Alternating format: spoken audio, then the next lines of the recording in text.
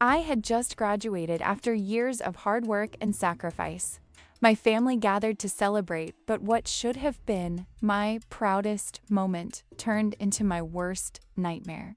My sister arrived with her spoiled son, and I watched in horror as he destroyed my graduation cake, the one I had saved for months to afford. But instead of disciplining him, my sister laughed. She actually laughed and said, "Kids will be kids." That was the moment I realized who my family really was. They had always treated me like I was less than, like my accomplishments meant nothing compared to my sister's perfect life, but they didn't know what I had been hiding. They had no idea about the decision I made that very day, a decision that would change everything. What happened next shocked everyone at that graduation party. My sister's face went pale when she discovered the truth. My mother couldn't believe what I revealed. And my nephew? Well, he learned a lesson he would never forget. If you want to know how I finally stood up for myself and cut them out for good, stay until the end. You won't believe what I had been keeping secret all those years. I never imagined my graduation day would end with me cutting my entire family out of my life. But sometimes, one moment of complete disrespect is all it takes to see people for who they really are. Let me tell you how I got here. I was 22 years old when I finally walked across that stage to receive my diploma. It had taken me 5 years instead of 4 because I had to work full-time to pay for school. My parents never offered to help with tuition. They said they had already paid for my sister's education and couldn't afford to do it again. Never mind that my sister had dropped out after 2 years to get married. Never mind that the money they spent on her lavish wedding could have covered my entire degree twice over. But I did it anyway. I worked double shifts at a restaurant, took night classes, studied until 3 in the morning, and survived on instant noodles and coffee. There were nights I cried from exhaustion, mornings I wanted to give up, but I kept going. This degree was mine. I earned every single credit with my own sweat and determination. When I finally held that diploma in my hands, I felt a surge of pride so intense it brought tears to my eyes. I had done it. Against all odds, with no support, I had actually done it. I wanted to celebrate. I wanted just one day where my family would be proud of me, where they would see me as more than the disappointment, more than my sister's less successful sibling. I planned a small gathering at my tiny apartment. Nothing fancy, just some sandwiches, snacks, and a graduation cake. That cake was special to me. I had saved money for 2 months to afford it from the best bakery in town. It was decorated with my school colors, had my graduation year written in elegant frosting, and even had a little fondant cap on top. Every time I looked at it sitting in my refrigerator that morning, I felt happy, genuinely happy. My mother arrived first, carrying a small gift bag. I hugged her, hoping for warmth, but she felt stiff in my arms. "Congratulations," she said flatly, handing me the bag. Inside was a generic greeting card and a $20 bill. The same card you would give to a distant cousin you barely know. "Thanks, Mom," I said, trying to hide my disappointment. "Where's Dad?" He couldn't make it. Something came up at work. It was Saturday. My father had been retired for 3 years. My sister arrived 20 minutes later with her husband and their 7-year-old son, Tyler. I heard them before I saw them. Tyler was already whining about something, his voice that particular pitch that goes straight through your skull. "Hey, graduate," my sister called out, her voice dripping with that condescending sweetness she always used with me. She looked perfect as always, wearing an expensive dress that probably cost more than my monthly rent. Her husband, Mark, nodded at me without smiling. Tyler ran past me without even saying hello, already grabbing at the snacks on the table. "Tyler, at least say hi to your aunt," my sister said half-heartedly, scrolling through her phone. "Hi," Tyler mumbled through a mouthful of chips, crumbs falling onto my carpet. I felt my shoulders tense but forced a smile. This was my day. I wasn't going to let anything ruin it. Make yourselves comfortable. There's food and drinks in the kitchen.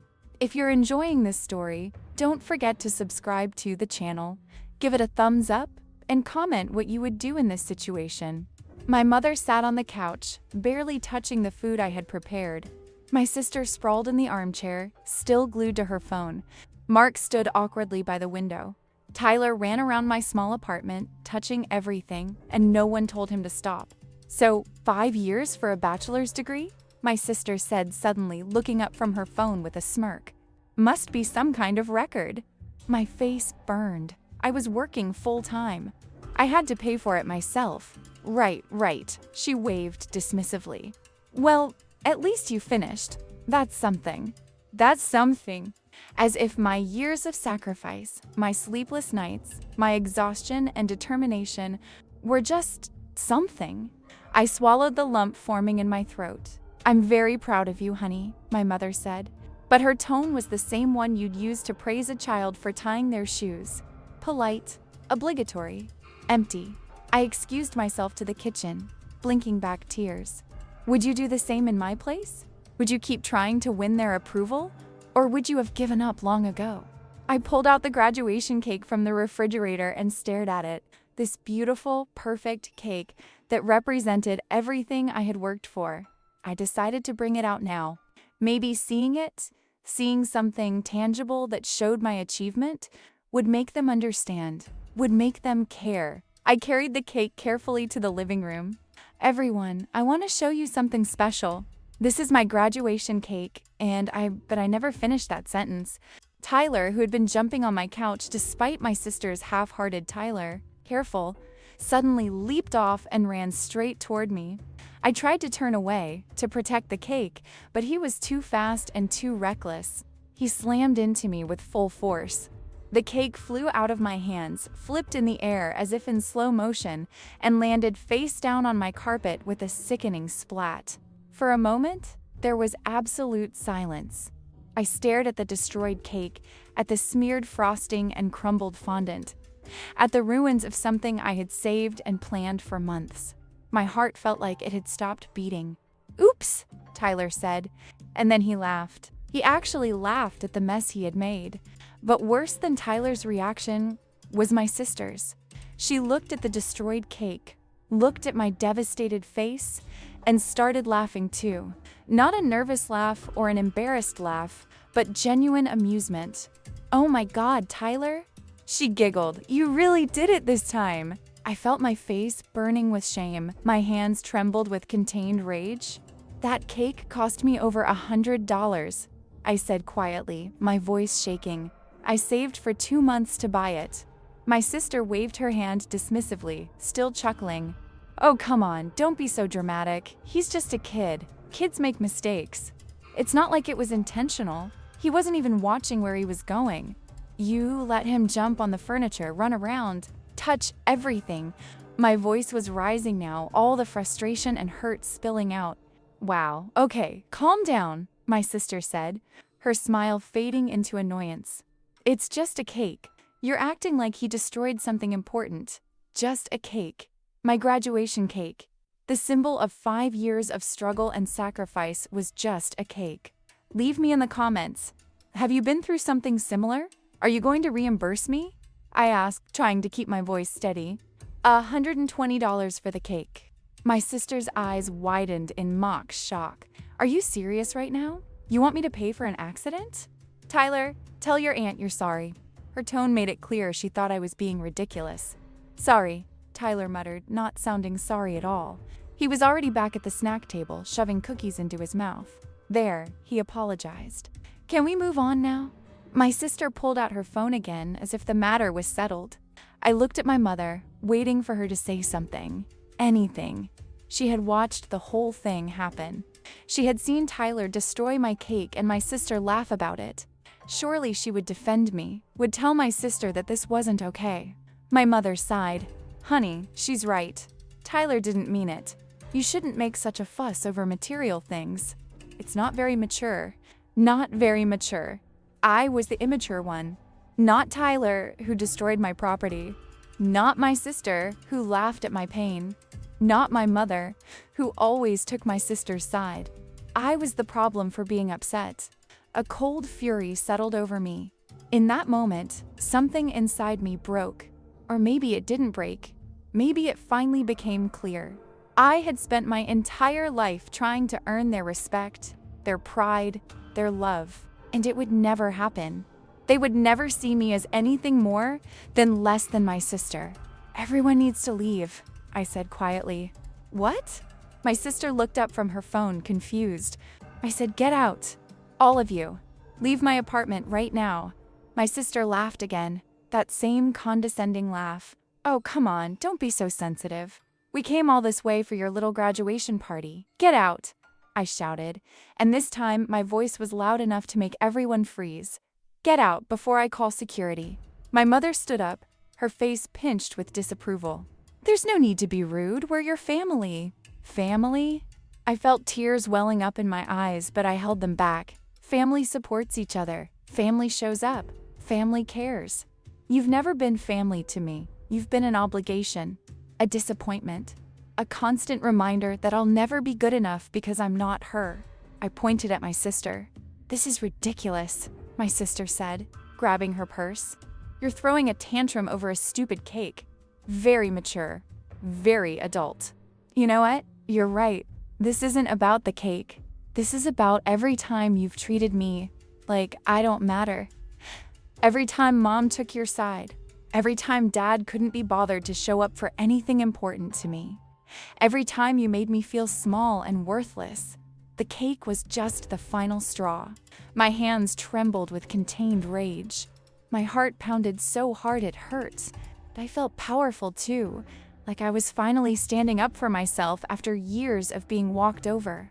"Give it a thumbs up if you think I did the right thing." "If that's how you feel," my mother said coldly, "then perhaps it's best if we do leave. When you're ready to apologize for this behavior, you know where to find us. Apologize." She wanted me to apologize. "Get out," I repeated, my voice steady now. "And don't come back. Ever." My sister rolled her eyes. "Fine. Come on, Tyler Mark, let's go. Your aunt is having a breakdown." They filed out of my apartment, my mother shaking her head, my sister texting on her phone, Mark silent as always, Tyler complaining about leaving before he could have more snacks. The door closed behind them, and I was alone with the destroyed cake on my floor and the ruins of my graduation celebration. I sank to the floor next to the cake and finally let myself cry. Great heaving sobs that I had been holding back for hours, maybe years.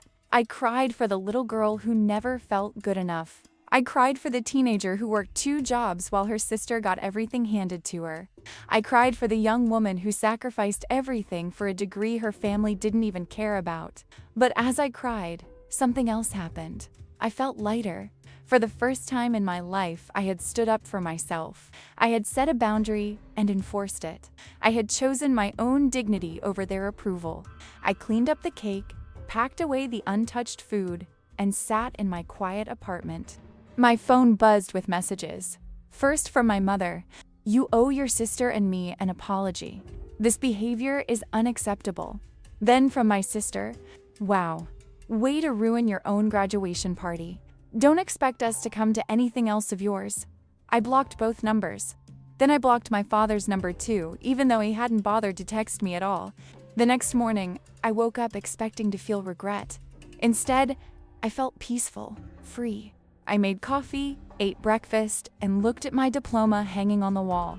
This was my achievement, mine alone, and that was enough. But this story doesn't end there. What happened next changed everything in ways I never could have predicted. 3 weeks after my graduation party disaster, I received a certified letter in the mail.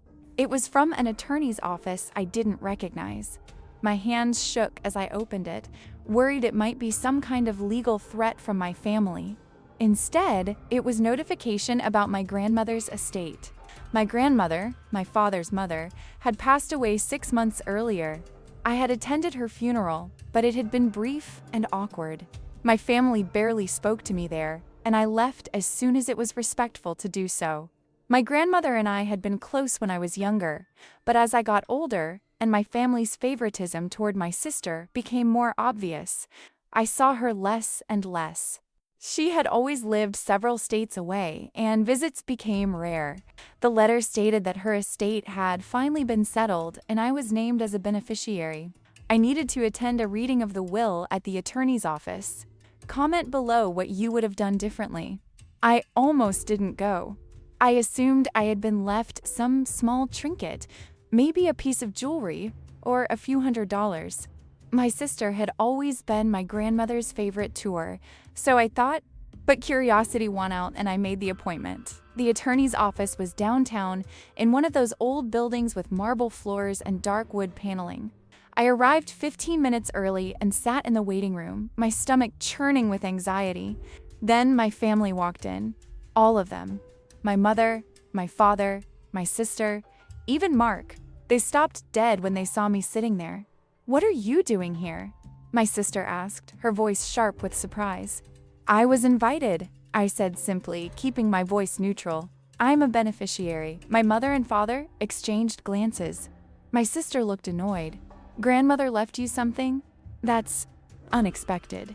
We sat in awkward silence until the attorney, a woman in her 60s with kind eyes and gray hair pulled back in a bun, called us into her office. We arranged ourselves in chairs facing her desk, my family on one side, me sitting slightly apart. "Thank you all for coming," the attorney said, putting on her reading glasses. "I know this has been a difficult time. Your grandmother was a remarkable woman, and she was very specific about her wishes for her estate." She opened a folder and began reading. My grandmother's estate was substantial, much more than I had realized. She owned her home, had investments, and had savings that totaled nearly $400,000. My sister sat forward in her chair, her eyes gleaming. I could practically see her calculating what she would do with her share. The attorney continued. "The house and all its contents are to be sold, with the proceeds going to..." She paused and looked directly at me, her granddaughter, the graduate. "Wait, what?" "I'm sorry, what?" my mother said, her voice sharp. "Did you say the graduate?" "Yes, your mother was very specific. She left the bulk of her estate to whichever grandchild completed a university degree. She established this provision in her will 10 years ago." My sister's face went pale. "But I was in college. I went to college." "Your grandmother's will specifies completed degree," the attorney said gently. She was very clear about this. She believed education was the greatest gift she could encourage, and she wanted to reward the grandchild who saw it through to the end. The room was spinning. I could barely breathe through my shock and sudden, overwhelming emotion. "This is ridiculous," my father said, his face red. "Tyler is her great-grandson. Surely some of this should be set aside for him." "Your mother considered that," the attorney interrupted. "She left a small trust for Tyler's education, to be accessed only if he attends and completes college. $5,000. The rest goes to..." She looked at me again. "To you. The house sale, the investments, the savings, everything. It totals approximately $385,000 after taxes and fees." I felt the floor opening beneath my feet. Nearly $400,000. Enough to pay off my student loans. Enough for a down payment on a house. Enough to change my entire life. "There must be some mistake," my mother said desperately. My mother wouldn't do this. She wouldn't leave everything to... She couldn't even finish the sentence. "There's no mistake," the attorney said firmly. "I met with your mother many times over the years to ensure her will reflected her wishes. She was very proud of her granddaughter's determination to complete her education despite difficult circumstances. She told me more than once that she wanted to reward perseverance and achievement, not entitlement." Subscribe and hit the bell icon for more stories like this. My sister stood up abruptly, her chair scraping against the floor. "This is insane. Grandmother always liked me better. We had a relationship, she barely even saw her." She pointed at me like I was something distasteful. "Your grandmother saw more than you realized," the attorney said calmly.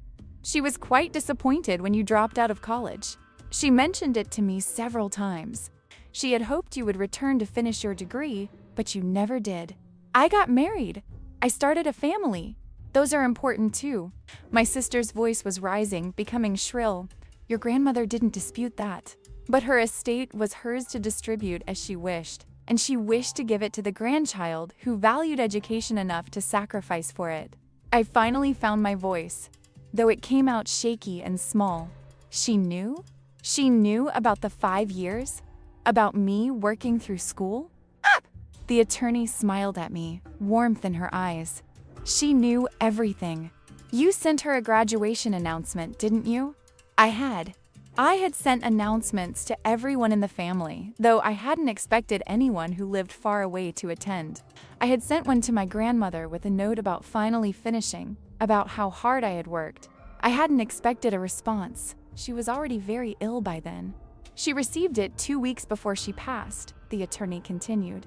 She called me immediately and asked me to come to her bedside. She wanted to make absolutely certain her will was in order, that there were no loopholes, no way for anyone to contest her wishes. She was very proud of you. She told me you had her stubborn streak, her determination. She said you reminded her of herself. Tears welled up in my eyes. My grandmother had been proud of me. She had seen my struggle, my sacrifice, and she had valued it. Someone in my family had actually been proud of me. This isn't fair, my mother said, but her voice had lost its conviction. We're her children. We should have received. She left you the china cabinet and the grandfather clock, the attorney said, items of sentimental value that she hoped you would cherish. But the monetary estate goes to her granddaughter. My father stood up, pulling my mother with him. Let's go. There's nothing more to discuss here. His voice was tight with barely controlled anger. My sister was staring at me with pure hatred in her eyes. You probably manipulated her somehow. Played the victim, made her feel sorry for you. That's enough, the attorney said sharply. I won't have you making baseless accusations in my office. Your grandmother made her choices with a clear mind and sound judgment. If you wish to contest the will, you're welcome to try, but I assure you it's ironclad. We made certain of that. My sister grabbed her purse and stormed toward the door. Come on, Mark, we're leaving. I'm not gonna sit here and watch her gloat, but I wasn't gloating. I was crying. Silent tears streaming down my face as the weight of everything, the years of being overlooked, the constant comparison, the destroyed cake, and now this unexpected vindication crashed over me all at once. My family filed out without another word to me. Not congratulations, not even a simple goodbye. The door closed behind them, and it was just me and the attorney in her quiet office. She handed me a box of tissues. Are you all right? I nodded, wiping my eyes. I think so. I can't believe this. Your grandmother wanted you to have something else, the attorney said, pulling out an envelope from her folder. She wrote you a letter. She asked me to give it to you after the will was read. My hands shook as I took the envelope. It was addressed to me in my grandmother's distinctive handwriting, slightly shaky, but still elegant. I opened it carefully and began to read. My dearest girl, if you're reading this, then I'm gone, and you've just learned about my will. I imagine your family is not pleased, but you must understand something. I didn't leave you my estate to punish them. I left it to you because you earned it, not through my death, but through your life. I've watched you struggle and sacrifice while your sister took everything for granted. I saw you work yourself to exhaustion while your parents gave her a free ride, and I admired you. You have strength that comes from facing challenges, not from avoiding them. You remind me of myself at your age, stubborn, determined, and unwilling to quit even when quitting would be easier. I paid for your sister's college because your parents asked me to. They never asked me to help you, and when I offered, they said you were fine, that you wanted to be independent. I suspected that wasn't entirely true, but I respected your privacy and didn't push. Instead, I decided to help you in a different way. This money represents a lifetime of my own hard work and sacrifice. I wanted to give you opportunities, to ease your burden, to reward your perseverance. Buy a home, travel, pursue your dreams, live well, and please remember that someone in this family saw your worth, valued your efforts, and was proud of you. You were always enough, my dear, more than enough. You were remarkable. With all my love, grandmother, I couldn't stop crying. Great heaving sobs that shook my whole body. The attorney quietly left her office to give me privacy, and I sat there clutching my grandmother's letter, feeling seen and valued in a way I had never experienced from my family before. How would you act in this situation? When I finally composed myself and left the attorney's office, I felt different. Not just because of the money, though that certainly helped, but because I had proof that I wasn't crazy. I wasn't too sensitive or too dramatic. My family really had treated me unfairly, and someone else had noticed. Someone else had seen their favoritism and had chosen to correct the balance. My phone buzzed constantly over the next few days. Messages from my mother, my sister, even my father, who normally never texted. All of them wanted to talk, wanted to work things out, wanted to heal the family rift. I didn't respond to any of them. Then the messages turned angry. My sister sent a long text about how selfish I was, how I should share the inheritance with Tyler because he was just a child and deserved a future too. My mother sent multiple messages about how disappointed my grandmother would be to see me keeping the entire estate instead of splitting it with the family. My father, in his only message, simply said, "Your grandmother would want you to do the right thing, as if accepting years of disrespect and inequality was the right thing, as if letting them treat me as less than was the right thing. As if destroying my graduation cake and laughing about it was forgivable, because we're family." I blocked their numbers. Again, this time for good. I used the inheritance to pay off my student loans completely. $40,000 gone in an instant, and the relief was indescribable. No more monthly payments, no more interest accruing, no more debt hanging over my head. I was free. I put a down payment on a small condo in a neighborhood I loved. Nothing extravagant, just a 2-bedroom place with hardwood floors and big windows that let in morning light. It was mine, truly mine. I invested the rest carefully, following advice from a financial advisor. I wanted this money to last, to give me security and opportunities for years to come. I also bought myself a new graduation cake from that same bakery. This time, I celebrated alone in my new condo, with a glass of wine and my diploma hanging proudly on the wall. It was the celebration I should have had the first time, peaceful, joyful, mine. 3 months after the will reading, my sister showed up at my new condo. I don't know how she found my address, probably through some mutual acquaintance or public records search. I opened the door to find her standing there, looking tired and less polished than usual. "We need to talk," she said without any greeting. "No, we don't." I started to close the door, but she put her hand against it. "Please, just 5 minutes." Against my better judgment, I let her in. We stood in my living room and I didn't offer her a seat. "This place is nice," she said, looking around with something that might have been envy. "Inheritance money bought it, I assume." "My inheritance? Yes. What do you want?" She sighed, and for a moment she looked almost vulnerable. "Look, I know things have been difficult, but we're family. Grandmother's money has caused a rift that doesn't need to exist." "The money didn't cause the rift," I said quietly. "Your behavior at my graduation party caused the rift." "Actually, no. Years of you treating me like I'm less than caused the rift. The money just made it impossible to ignore. Do you think I overreacted?" "I didn't realize you were so upset about the cake," she said, and she had the audacity to sound annoyed. "It was an accident. Tyler destroying the cake was an accident. You laughing about it was a choice. You dismissing my feelings was a choice. You refusing to take responsibility was a choice. Kids make mistakes, and parents correct them. They don't laugh. They don't make excuses. They teach consequences and respect. You did none of those things." My sister's jaw tightened. "So you're going to hold a grudge forever over a cake? This isn't about the cake." My voice rose despite my intention to stay calm. "This is about every single time you've been given everything while I've had to fight for scraps. This is about Mom and Dad paying for your college and your wedding while I worked myself half to death.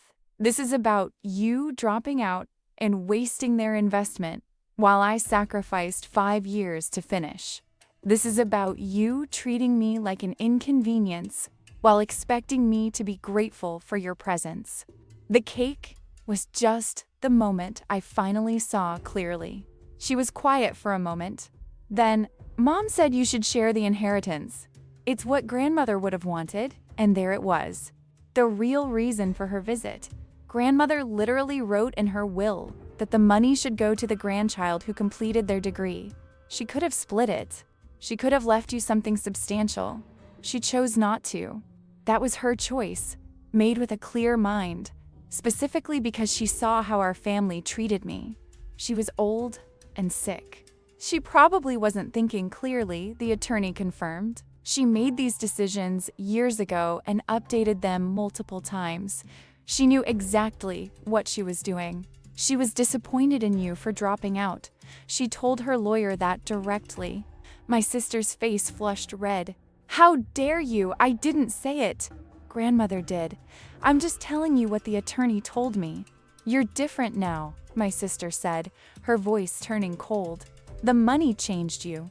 You've become selfish and cruel. I felt a cold fury settled over me. No, the money didn't change me. The money just gave me the freedom to stop accepting your treatment. I don't need your approval anymore. I don't need Mum's favor or Dad's attention.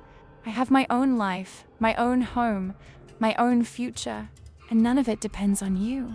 So that's it? You're just cutting us all off? You made it clear at my graduation party that I don't matter to you. You laughed at my pain. You dismissed my feelings. You've spent years making me feel worthless. Why would I want people like that in my life? Because we're family, she said desperately. That has to mean something. It should mean something, I agreed. It should mean love and support and respect, but it doesn't. Not with you. So yes, I'm cutting you off. I'm choosing myself for once. My sister stared at me for a long moment, and I could see her cycling through emotions, anger, disbelief, maybe even a hint of regret. But then her face hardened into that familiar expression of superiority I knew so well. You'll regret this, she said coldly. When you're alone and you realize that money can't replace family, you'll regret pushing us away. I'm not pushing you away, I said calmly. You were never really here to begin with. She left without another word, slamming the door behind her, and I stood in my quiet, sunlit condo, feeling nothing but relief. Comment if you know someone like this. That was a year ago. I haven't spoken to any of them since. My life now is peaceful in a way it never was before. I work a job I love, made possible because I'm not drowning in debt. I have friends who actually value me, who show up for important moments, who would never laugh if something meaningful to me was destroyed. I travel occasionally, something I could never afford before. I'm even dating someone kind and supportive, someone who thinks my 5-year degree is impressive rather than embarrassing. Sometimes I wonder if I made the right choice. Then I remember my sister's laugh as my cake lay destroyed on the floor. I remember my mother telling me not to make a fuss. I remember my father not even bothering to show up. And I know I made the only choice I could live with. My family occasionally tries to reach out through other relatives. My aunt called once to tell me that my mother missed me, that I should forgive and forget. I politely told her I had moved on and asked her not to bring it up again. A cousin sent me a Facebook message saying, "Family is forever," and I was being stubborn. I unfriended her. The truth is, I don't miss them. I thought I would. I thought cutting them off would leave this gaping hole in my life, this constant ache for belonging. But instead, I feel lighter, free, like I've been carrying a heavy weight for years and finally put it down. I framed my grandmother's letter and hung it next to my diploma. On hard days, I read it and remember that I was enough for her. I was remarkable to her. And if I could be remarkable to her, then maybe I really am. Was I wrong to feel this way? I think about Tyler sometimes. He's 8 now, still being raised by parents who don't teach him consequences, who laugh at his destructive behavior instead of correcting it. I wonder what kind of person he'll become. I hope somehow he turns out better than his parents, but I doubt it. My parents are getting older. My mother is 63, my father's 65.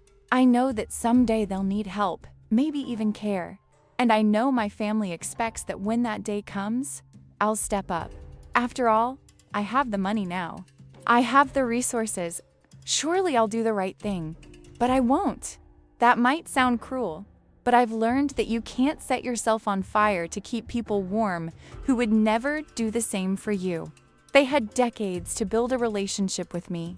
They chose favoritism instead. They chose dismissal instead. They made their choices, and now they have to live with the consequences. My sister will have to help them. She's always been the favored child, always been the one they invested in emotionally and financially. Let her repay that investment. Let her be the one who sacrifices. I have my own life to live now, my own dreams to pursue, my own peace to protect. People sometimes ask me if I'm bitter. I don't think I am.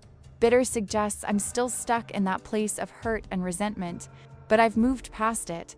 I'm not angry anymore. I'm just done. I graduated despite them, not because of them. I built a life despite them, not because of them. And I found my worth despite them, not because of them. My grandmother saw something in me that my own parents couldn't see. She saw perseverance and strength and determination. She saw someone worth investing in. And in her final act of love, she gave me both the resources and the validation I had needed my entire life. The day I decided to cut them out wasn't really about the cake. The cake was just the catalyst, the moment of clarity. It was about recognizing that some relationships are toxic, no matter how much DNA you share. It was about understanding that family is supposed to build you up, not tear you down. It was about choosing my own mental health and happiness over their comfort and expectations. I don't regret standing up for myself at my graduation party. I don't regret blocking their numbers. I don't regret accepting my inheritance without sharing it. I don't regret any of it. Because for the first time in my life, I'm living on my own terms. I'm making choices that serve me, not them. I'm building a future based on what I want, not what they think I should want. And you know what? I'm happy. Genuinely, peacefully happy. They took so much from me over the years. My confidence, my sense of worth, my belief that I deserved good things. But they couldn't take everything. They couldn't take my determination. They couldn't take my resilience. They couldn't take my ability to recognize my own value. My grandmother gave me more than money. She gave me proof that I was enter novamentic and shirt something, as she gave me validation when I needed it most. She gave me the freedom to choose myself. So, yes, I cut them out. And I would do it again without hesitation. If you're enjoying this story, don't forget to subscribe to the channel, give it a thumbs up, and comment what you would do in this situation. The most surprising thing about cutting off my family wasn't the relief or the peace. It was discovering who I actually was without their constant judgment weighing me down. For years, I had defined myself in relation to them. I was the disappointing daughter, the less successful sister, the one who had to work harder for less recognition. Removing them from my life meant removing those definitions too. I started therapy about 6 months after the will reading. My therapist, a warm woman in her 50s named Dr. Chun, helped me understand that what I had experienced wasn't just ordinary family conflict. It was years of systematic emotional neglect and favoritism that had shaped my entire sense of self-worth. You weren't competing with your sister, Dr. Chun told me during one session. You were competing with an impossible standard. No matter what you achieved, it would never be enough because the game was rigged from the start. Your parents had already decided who the golden child would be. That realization was both painful and liberating. Painful because it meant acknowledging that I had wasted years trying to win a game I could never win. Liberating because it meant I could stop playing. I also learned about something called scapegoating in family systems. Apparently, in dysfunctional families, one child often gets blamed for problems while another can do no wrong. I had been the scapegoat. Anything that went wrong was somehow my fault, my problem, my responsibility to fix. Meanwhile, my sister glided through life with every mistake excused and every whim indulged. Understanding the psychology behind my family's behavior didn't make it hurt less, but it did make it make sense. and making sense of it helped me stop blaming myself. During one particularly difficult therapy session, Dr. Chun asked me about my happiest childhood memory. I sat there for nearly 5 minutes, unable to think of a single moment involving my family that was purely happy, untainted by some subtle dig or comparison or disappointment. Finally, I remembered. My grandmother took me to a museum when I was 10, just me, not my sister. We looked at paintings for hours, and she told me stories about the artists. She bought me a book about art history in the gift shop. She said I had an intelligent way of looking at things, that I saw details other people missed. That sounds lovely, Dr. Chun said gently. What happened to that book? I felt a lump tightening in my throat. My sister drew in it, scribbled all over the pages with marker. My mom told me I should have put it somewhere safe, that I knew how my sister was. She made me apologize to my sister for being upset because I had made her feel bad. You had to apologize to your sister for being upset that she destroyed your property? When she said it like that, when I heard it reflected back to me, the absurdity was crystal clear. Yes, and the graduation cake incident, does it remind you of anything? The parallel hit me like a physical blow. Tyler destroying my cake and my sister laughing wasn't just a one-time incident. It was a repeat of a pattern that had existed my entire life. My things could be destroyed, my feelings could be dismissed, and somehow I was always the one who needed to apologize, to be more understanding, to stop making such a fuss. The cake wasn't just a cake. It was every destroyed possession, every dismissed feeling, every time I was told I was being too sensitive or too dramatic. It was a lifetime of being told that what mattered to me didn't really matter at all. Leave me in the comments. Have you been through something similar? One thing I didn't expect about cutting off my family was how other people would react. When the subject came up with acquaintances or distant friends, I usually kept it vague. We're not in contact anymore. But occasionally someone would press for details, and their reactions were revealing. Some people were immediately supportive. They had their own stories of toxic family members, their own experiences of finally setting boundaries. These people understood viscerally why I had made my choice, but others couldn't accept it. But they're your family, they would say, as if DNA trumped everything else. You only get one mother, they would remind me, as if that fact alone obligated me to endless tolerance. Surely you can forgive them, they would suggest, as if forgiveness meant allowing continued harm. I learned to identify these people quickly and to shut down the conversation. It's complicated and personal, and I'm comfortable with my decision became my standard response. Most people respected that boundary. Those who didn't weren't people I needed in my life anyway. My current partner, James, has been incredibly supportive. We met about 8 months after I cut contact with my family at a community volunteering event. He knew from early on that I didn't have family relationships, and he never pressured me to explain beyond what I was comfortable sharing. When I finally told him the full story, the years of favoritism, the graduation party, the inheritance, all of it, he was quiet for a long moment. Then he said, "That took incredible strength.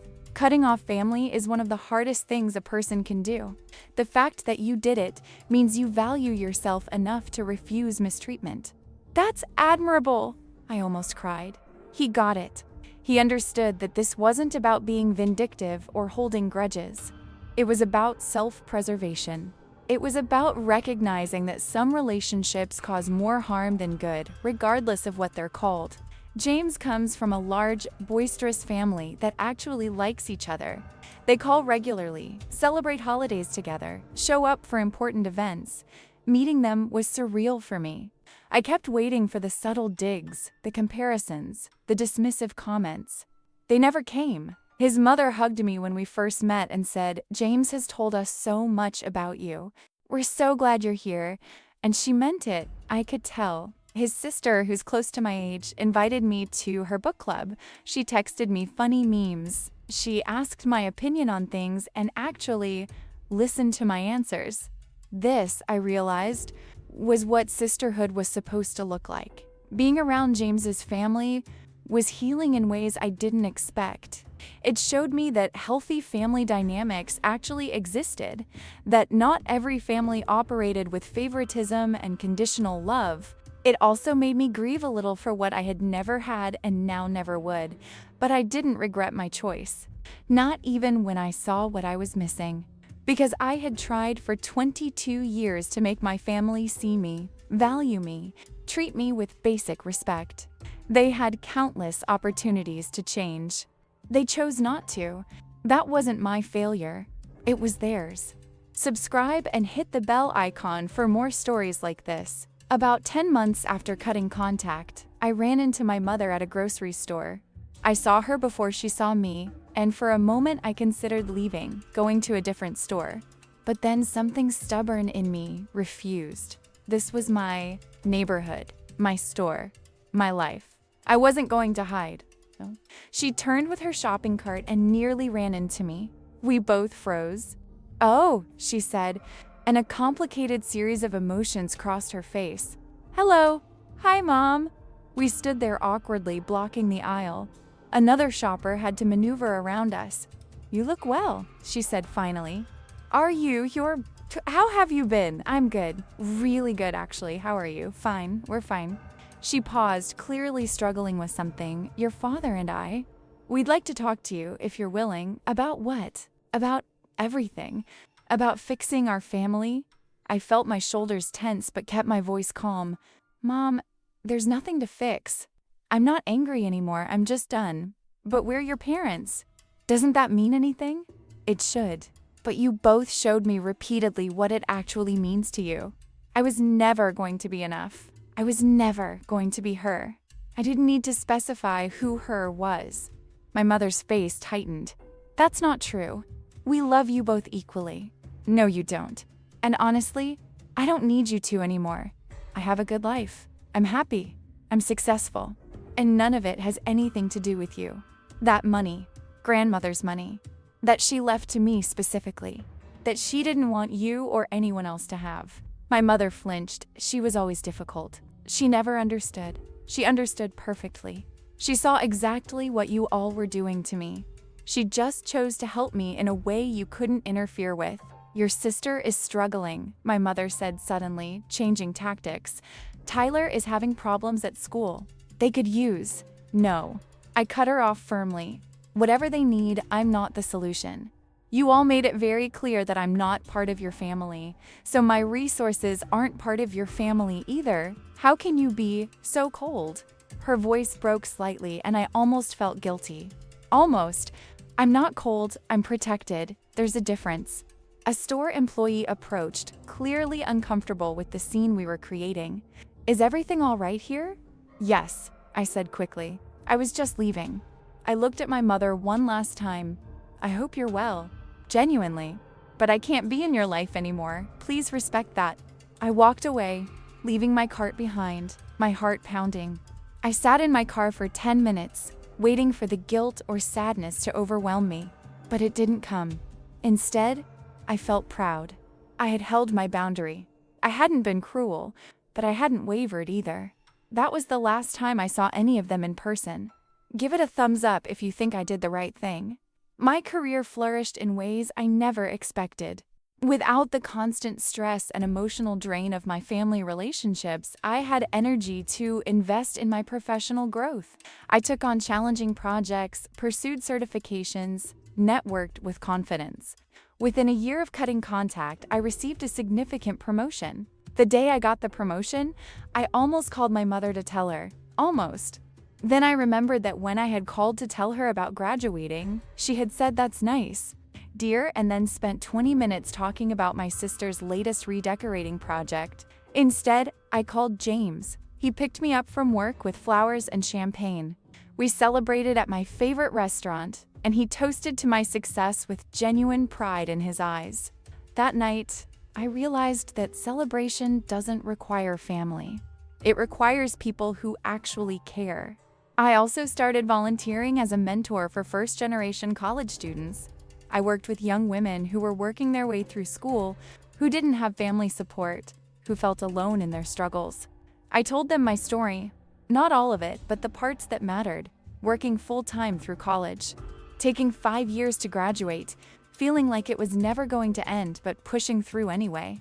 Did your family come to your graduation? One student asked me. They did, I said carefully, but the people who mattered most to me weren't there. And I learned that physical presence doesn't mean emotional support. She nodded, understanding in her eyes. My parents think college is a waste of time. They wanted me to get married instead. And what do you want? I want my degree. I want a career. I want to prove I can do this. Then do it.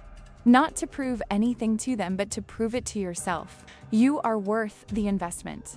You are worth the struggle. And someday, you'll look back and be so proud of what you survived. Her eyes filled with tears. Do you ever regret it? Working so hard for something your family didn't even value? Never. Not for a single second. Because I did it for me. And that makes it even more meaningful. These mentoring sessions healed something in me. Every young woman I helped felt like I was reaching back to my younger self, telling her that she wasn't alone, that her struggle mattered, that she was going to make it. Comment below what you would have done differently. I think about the graduation cake sometimes. Not with pain anymore, but with something like bemused distance, as if it happened to someone else. I think about how that single moment crystallized years of dynamics into one clear picture. I think about how sometimes it takes something small or something that seems small to others to finally break through your tolerance for mistreatment. People who haven't experienced ongoing family dysfunction often don't understand this. They hear she cut off her family over a cake and think it's dramatic or petty. They don't understand that the cake was just the final straw in a lifetime of being devalued. It's like those stories of people who divorce over something seemingly minor like toothpaste caps or how dishes are loaded. It's never really about the toothpaste. It's about years of not being heard, not being respected, not being considered. The toothpaste cap is just the thing that makes you finally see clearly. My graduation cake was my toothpaste cap, and I'm grateful for it in a strange way. Without that moment of clarity, I might have spent decades more trying to earn love from people who were never going to give it. I heard through the grapevine a distant cousin who doesn't respect boundaries that my sister eventually had to get a job. Apparently, Mark's income wasn't stretching far enough to maintain their lifestyle, especially once Tyler started private school. The cousins said this as if I would feel vindicated or smug. I didn't. I felt nothing. My sister's financial struggles weren't my concern. Not because I was cruel, but because she simply wasn't part of my life anymore. I didn't wish her ill, but I also didn't wish her well. She was a stranger who happened to share my DNA. The same cousin mentioned that my mother complains about me at family gatherings, portraying herself as the victim of an ungrateful daughter. After everything we did for her, my mother apparently says, she cut us off over nothing. Over nothing. Years of favoritism and dismissal and emotional neglect was nothing. A destroyed graduation cake and a sister's laughter was nothing. The message was clear even from a distance. They learned nothing. They took no responsibility.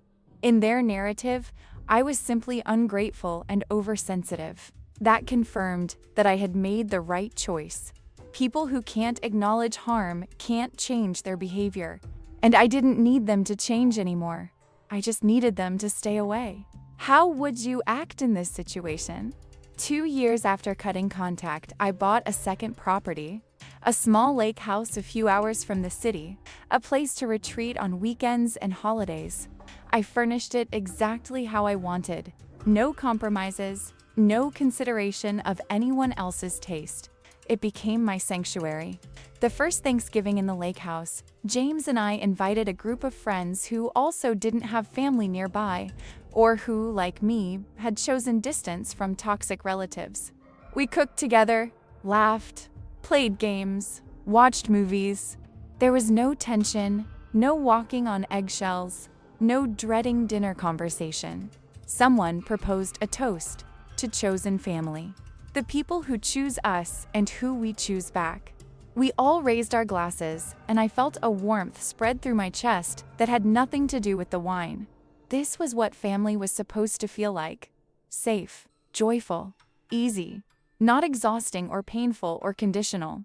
That night, lying in bed with moonlight reflecting off the lake outside the window, James asked me, "Do you ever wish things had been different with your family?" I thought about it carefully. I wish they had been different people, but they weren't, and they weren't going to change. So no, I don't regret how things turned out. This life, the one I built without them, is better than anything I could have had trying to fit into theirs. What would you tell someone who's considering cutting off their family? I'd tell them that it's okay to choose peace over obligation, that DNA doesn't entitle anyone to treat you badly, that it's possible to grieve for the family you wanted while accepting the reality of the family you had, and that life on the other side of that decision can be beautiful. He kissed my forehead. "You're stronger than you give yourself credit for." I'm not strong. I'm just done accepting less than I deserve. But maybe that's the same thing. Do you think I overreacted? I learned that healing isn't linear. Some days, I felt completely at peace with my decision. Other days, usually around holidays or my birthday, I felt a twinge of sadness for what I never had. But sadness isn't the same as regret. I could mourn the absence of a healthy family without wishing to return to a toxic one. Therapy helped enormously with this. Dr. Chun taught me to separate grief from regret, to acknowledge that I could feel sad about losing my family while simultaneously knowing it was the right choice. "You're not grieving the family you had," she explained. "You're grieving the family you deserved and never got." That's a valid grief. She was right. I was grieving the mother who should have defended me, the father who should have shown up, the sister who should have been my ally. I was grieving the childhood I should have had, the support I should have received, the love that should have been unconditional. But grieving those things didn't mean I needed to maintain contact with the people who failed to provide them. I could mourn and move forward simultaneously. I also learned to reframe my narrative. I wasn't the daughter who cut off her family. I was the woman who valued herself enough to demand better treatment. I wasn't ungrateful or cold-hearted. I was self-protective and strong. The words we use to describe ourselves matter. For too long, I had used my family's words: sensitive, dramatic, difficult, ungrateful. Now I used my own: resilient, successful, independent, worthy. 3 years after the graduation party, I received an unexpected letter. Not from my family, but from my grandmother's attorney. She was checking in, she said, to see how I was doing. She mentioned that she had handled many estates over her career, but my grandmother's had stayed with her. "Your grandmother spoke so highly of you," she wrote. "She was confident that you would use her gift wisely, not just financially, but emotionally. She hoped it would give you the freedom to live authentically without bowing to family pressure. I hope that's proven true." I wrote back, thanking her for everything she had done. I told her that yes, my grandmother's gift had changed my life, but not just because of the money. It had validated me at a time when I desperately needed validation. It had shown me that someone in my family saw my worth. It had given me the courage to demand better treatment. "I think my grandmother would be proud of who I've become," I wrote. Not just despite my family, but because I was strong enough to choose myself over their approval. That's a lesson I'll carry forever. Comment if you know someone like this. I also learned that closure doesn't always come from confrontation or reconciliation. Sometimes, closure comes from simply moving forward, from building a life so full and satisfying that the past loses its power over you. I didn't need my family to apologize or acknowledge what they had done. I didn't need them to suddenly realize I was worth their respect. I didn't need anything from them anymore, and that realization was its own form of closure. The graduation cake, which in some ways had become symbolic of everything wrong in my family relationships, was replaced by other celebrations, better celebrations. I celebrated work promotions with friends who genuinely cheered for me. I celebrated my birthday with James, who planned thoughtful surprises and made me feel valued. I celebrated holidays with chosen family, people who showed up because they wanted to, not because they felt obligated. And you know what? Those celebrations were sweeter. They were authentic.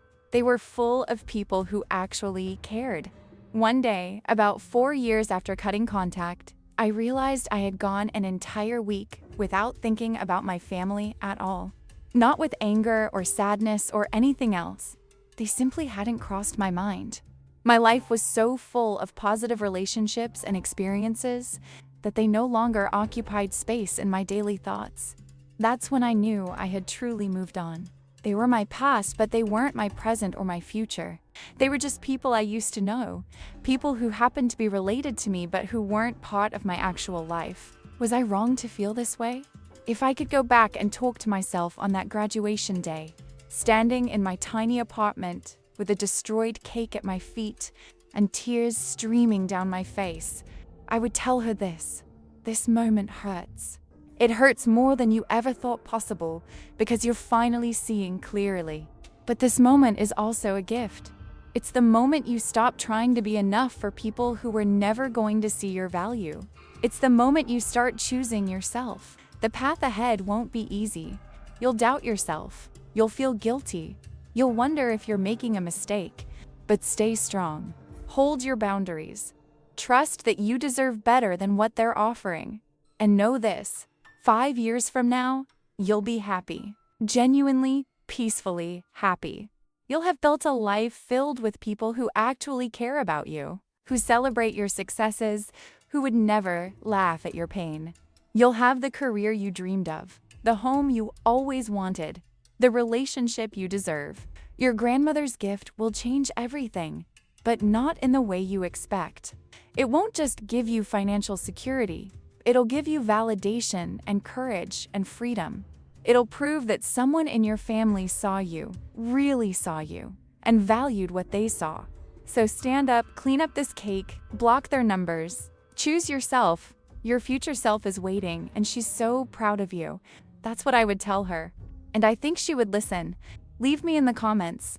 Have you been through something similar? Today, I'm 32 years old. 10 years have passed since that graduation day.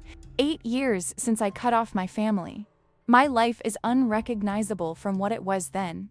I'm a senior manager at my company, respected by my colleagues and beloved by my team. I make decisions that affect people's careers, and I use that power responsibly, remembering what it felt like to be underestimated and overlooked. James and I got married 3 years ago in a small ceremony at the lake house, surrounded by chosen family. His parents welcomed me as a daughter, not as a replacement for the family I lost, but as an addition to the one they built. I cried during my vows, not from sadness, but from the overwhelming realization that I was choosing and being chosen by someone who truly valued me. We're talking about having children soon. Sometimes I worry that I won't know how to be a good mother because I didn't have a good model. But then I remember, I know exactly what not to do. I know how favoritism destroys. I know how dismissal wounds. I know how important it is to show up, to listen, to value each child for who they are rather than who you want them to be. I'll be a good mother because I know what it feels like to have a bad one. And I'll make sure my children never feel what I felt. The money from my grandmother's estate has been invested wisely. It's grown. I've been able to help friends in need, donate to causes I believe in, and most recently, establish a scholarship fund for first-generation college students working their way through school.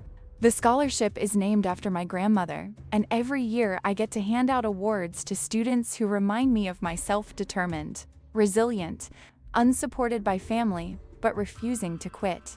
At the last scholarship ceremony, a young woman thanked me through tears. "No one believed I could do this," she said. "But you did, you believed in me. I believe in you because I was you," I told her, and I made it. So will you.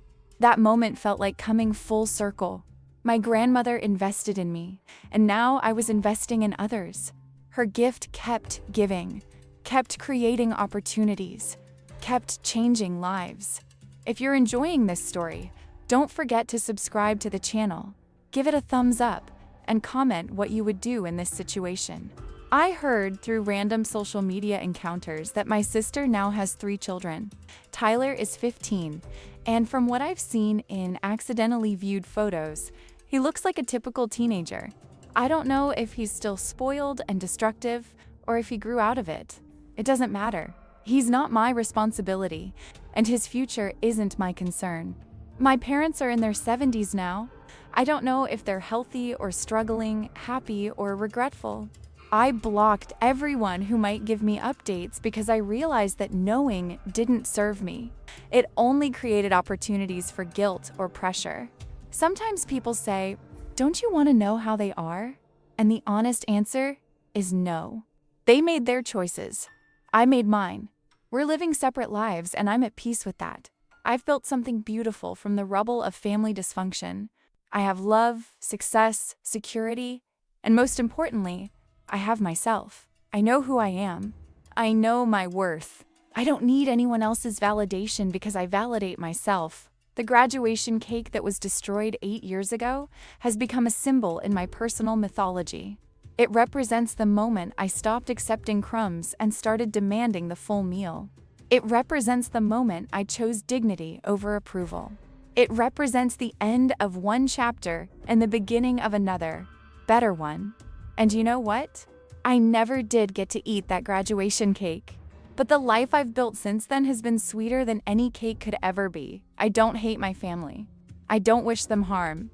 I simply don't include them in my life, and that's okay. Not every relationship is meant to last forever, even family relationships. Sometimes, the healthiest thing you can do is walk away.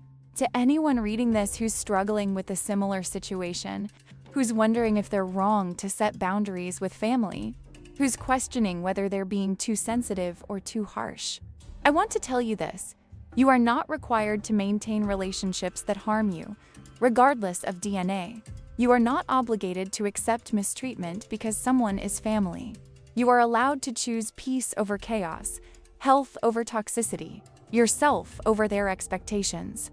It won't be easy. People will judge you. They'll call you cold or ungrateful or selfish. They won't understand because they haven't lived your experience, but you don't need them to understand. You just need to know deep in your bones that you deserve better. And you do. You absolutely do. My grandmother knew that.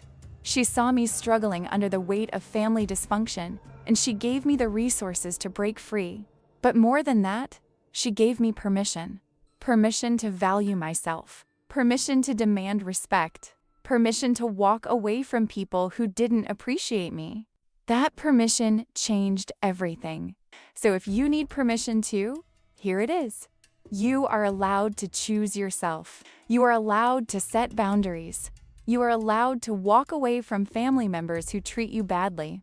You are allowed to build a chosen family that actually values you. Your life is yours. Your time is yours. Your energy is yours. Don't waste any of it on people who don't cherish the gift of your presence. I graduated 10 years ago, but in many ways, I graduated from my family 8 years ago when I finally cut them out. Both graduations were hard-earned. Both required sacrifice and determination. Both represent achievements I'm proud of. But the second graduation, the one where I chose myself, was the more important one. Because that's when I finally learned the most valuable lesson of all. I am enough. I have always been enough. And I don't need anyone else to confirm that truth. The graduation cake is long gone. But I'm still here, thriving, happy, free. And that's the best revenge of all, not revenge, really, but vindication. I proved them wrong by succeeding despite them, not because of them. I'm not the daughter who cut off her family over a cake. I'm the woman who finally valued herself enough to demand better. I'm the woman who built a beautiful life from nothing. I'm the woman who turned pain into purpose, rejection into resilience. I'm the woman my grandmother always knew I could be. And that's worth celebrating. No cake required.